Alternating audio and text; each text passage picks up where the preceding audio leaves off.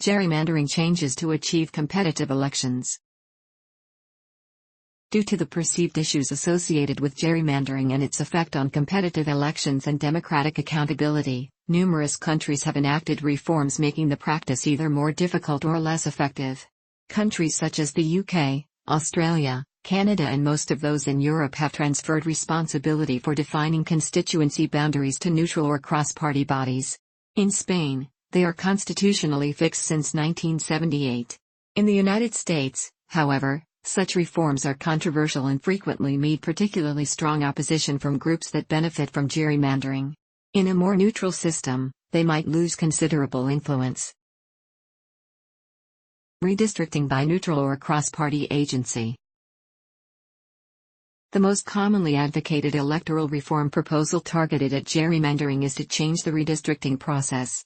Under these proposals, an independent and presumably objective commission is created specifically for redistricting, rather than having the legislature do it. This is the system used in the United Kingdom, where the independent boundary commissions determine the boundaries for constituencies in the House of Commons and the devolved legislatures, subject to ratification by the body in question, almost always granted without debate. A similar situation exists in Australia, where the Independent Australian Electoral Commission and its state-based counterparts determine electoral boundaries for federal, state and local jurisdictions. To help ensure neutrality, members of a redistricting agency may be appointed from relatively apolitical sources such as retired judges or long-standing members of the civil service, possibly with requirements for adequate representation among competing political parties. Additionally, members of the board can be denied access to information that might aid in gerrymandering, such as the demographic makeup or voting patterns of the population. As a further constraint, consensus requirements can be imposed to ensure that the resulting district map reflects a wider perception of fairness, such as a requirement for a supermajority approval of the Commission for any district proposal. Consensus requirements, however, can lead to deadlock, such as occurred in Missouri following the 2000 census. There, the equally numbered partisan appointees were unable to reach consensus in a reasonable time, and consequently the courts had to determine district lines.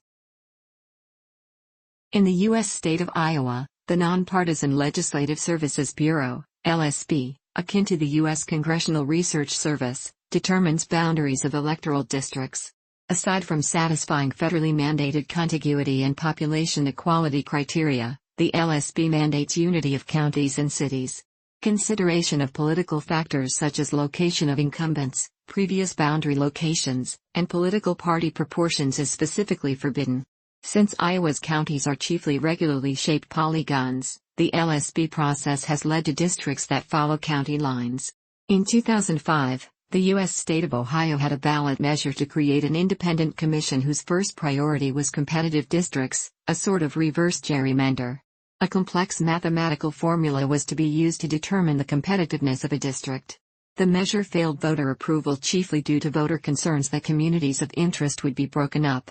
In 2017, the Open Our Democracy Act of 2017 was submitted to the U.S. House of Representatives by Rep. Delaney as a means to implement nonpartisan redistricting. Transparency regulations. When a single political party controls both legislative houses of a state during redistricting, both Democrats and Republicans have displayed a marked propensity for couching the process in secrecy. In May 2010, for example, the Republican National Committee held a redistricting training session in Ohio where the theme was "Keep it secret, keep it safe." The need for increased transparency in redistricting processes is clear. A 2012 investigation by the Center for Public Integrity reviewed every state's redistricting processes for both transparency and potential for public input, and ultimately assigned 24 states grades of either D or F. In response to these types of problems, redistricting transparency legislation has been introduced to U.S. Congress a number of times in recent years, including the Redistricting Transparency Acts of 2010, 2011, and 2013. Such policy proposals aim to increase the transparency and responsiveness of the redistricting systems in the U.S. The merit of increasing transparency in redistricting processes is based largely on the premise that lawmakers would be less inclined to draw gerrymandered districts if they were forced to defend such districts in a public forum. Changing the voting system. Because gerrymandering relies on the wasted vote effect, the use of a different voting system with fewer wasted votes can help reduce gerrymandering. In particular, the use of multi-member districts alongside voting systems establishing proportional representation such as single transferable voting can reduce wasted votes and gerrymandering. Semi-proportional voting systems such as single non-transferable vote or cumulative voting are relatively simple and similar to first past the post and can also reduce the proportion of wasted votes and thus potential gerrymandering. Electoral reformers have advocated all three as replacement systems. Electoral systems with various forms of proportional representation are now found in nearly all European countries, resulting in multi-party systems, with many parties represented in the parliaments, with higher voter attendance in the elections, fewer wasted votes, and a wider variety of political opinions represented. Electoral systems with election of just one winner in each district, i.e., winner-takes-all electoral systems, and no proportional distribution of extra mandates to smaller parties tend to create two-party systems, Duverger's law. In these, just two parties effectively compete in the national elections and thus the national political discussions are forced into a narrow two-party frame, where loyalty and forced statements inside the two parties distort the political debate. Changing the size of districts and the elected body. If a proportional or semi-proportional voting system is used, then increasing the number of winners in any given district will reduce the number of wasted votes. This can be accomplished both by merging separate districts together and by increasing the total size of the body to be elected. Since gerrymandering relies on exploiting the wasted vote effect, increasing the number of winners per district can reduce the potential for gerrymandering in proportional systems. Unless all districts are merged, however, this method cannot eliminate gerrymandering entirely. In contrast to proportional methods, if a non-proportional voting system with multiple winners, such as block voting, is used, then increasing the size of the elected body while keeping the number of districts constant will not reduce the amount of wasted votes, leaving the potential for gerrymandering the same.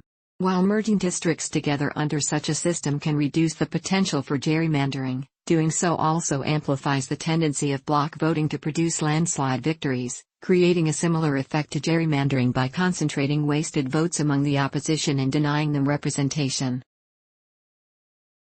If a system of single-winner elections is used, then increasing the size of the elected body will implicitly increase the number of districts to be created. This change can actually make gerrymandering easier when raising the number of single-winner elections, as opposition groups can be more efficiently packed into smaller districts without accidentally including supporters, further increasing the number of wasted votes amongst the opposition. Using fixed districts. Another way to avoid gerrymandering is simply to stop redistricting altogether and use existing political boundaries such as state, county, or provincial lines. While this prevents future gerrymandering, any existing advantage may become deeply ingrained. The United States Senate, for instance, has more competitive elections than the House of Representatives due to the use of existing state borders rather than gerrymandered districts. Senators are elected by their entire state, while representatives are elected in legislatively drawn districts. The use of fixed districts creates an additional problem, however, in that fixed districts do not take into account changes in population. Individual voters can come to a very different degrees of influence on the legislative process. This malapportionment can greatly affect representation after long periods of time or large population movements. In the United Kingdom during the Industrial Revolution, several constituencies that had been fixed since they gained representation in the Parliament of England became so small that they could be won with only a handful of voters, rotten boroughs. Similarly, in the U.S. the state legislature of Alabama refused to redistrict for more than 60 years, despite major changes in population patterns. By 1960 less than a quarter of the state's population controlled the majority of seats in the legislature. However, this practice of using fixed districts for state legislatures was effectively banned in the United States after the Reynolds v. Sims Supreme Court decision in 1964, establishing a rule of one man, one vote. Objective rules to create districts. Another means to reduce gerrymandering is to create objective, precise criteria to which any district map must comply. Courts in the United States, for instance, have ruled that congressional districts must be contiguous in order to be constitutional. This, however, is not a particularly binding constraint, as very narrow strips of land with few or no voters in them may be used to connect separate regions for inclusion in one district, as is the case in Illinois' 4th Congressional District. Depending on the distribution of voters for a particular party, metrics that maximize compactness can be opposed to metrics that minimize the efficiency gap. For example, in the United States, voters registered with the Democratic Party tend to be concentrated in cities, potentially resulting in a large number of wasted votes if compact districts are drawn around city populations. Neither of these metrics take into consideration other possible goals, such as proportional representation based on other demographic characteristics, such as race, ethnicity, gender, or income, maximizing competitiveness of elections, the greatest number of districts where party affiliation is 50-50, avoiding splits of existing government units, like cities and counties, and ensuring representation of major interest groups, like farmers or voters in a specific transportation corridor, though any of these could be incorporated into a more complicated metric. Minimum district to convex polygon ratio. One method is to define a minimum district to convex polygon ratio. To use this method, every proposed district is circumscribed by the smallest possible convex polygon, similar to the concept of a convex hull. Think of stretching a rubber band around the outline of the district. Then, the area of the district is divided by the area of the polygon, or, if at the edge of the state, by the portion of the area of the polygon within state boundaries. The advantages of this method are that it allows a certain amount of human intervention to take place, thus solving the Colorado problem of split-line districting. It allows the borders of the district to follow existing jagged subdivisions, such as neighborhoods or voting districts, something isoperimetric rules would discourage, and it allows concave coastline districts, such as the Florida Gulf Coast area. It would mostly eliminate bent districts, but still permit long, straight ones. However, since human intervention is still allowed, the gerrymandering issues of packing and cracking would still occur, just to a lesser extent. Shortest splitline algorithm. The Center for Range Voting has proposed a way to draw districts by a simple algorithm. The algorithm uses only the shape of the state, the number n of districts wanted, and the population distribution as inputs. The algorithm, slightly simplified, is: start with the boundary outline of the state. Let n equals a plus b, where n is the number of districts to create, and a and b are two whole numbers, either equal, if n is even, or differing by exactly 1, if n is odd. For example, if n is 10, each of a and b would be 5. If n is 7, a would be 4 and b would be 3. Among all possible straight lines that split the state into two parts with the population ratio of b, choose the shortest.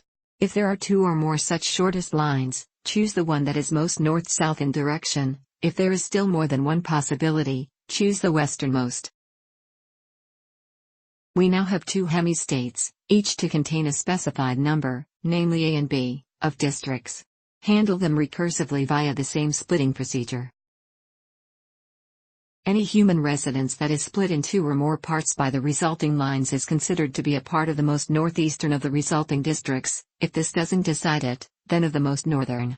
This district drawing algorithm has the advantages of simplicity, ultra-low cost, a single possible result, thus no possibility of human interference, lack of intentional bias, and it produces simple boundaries that do not meander needlessly.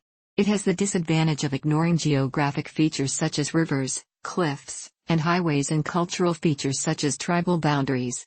This landscape oversight causes it to produce districts different from those a human would produce. Ignoring geographic features can induce very simple boundaries. While most districts produced by the method will be fairly compact and either roughly rectangular or triangular, some of the resulting districts can still be long and narrow strips, or triangles, of land.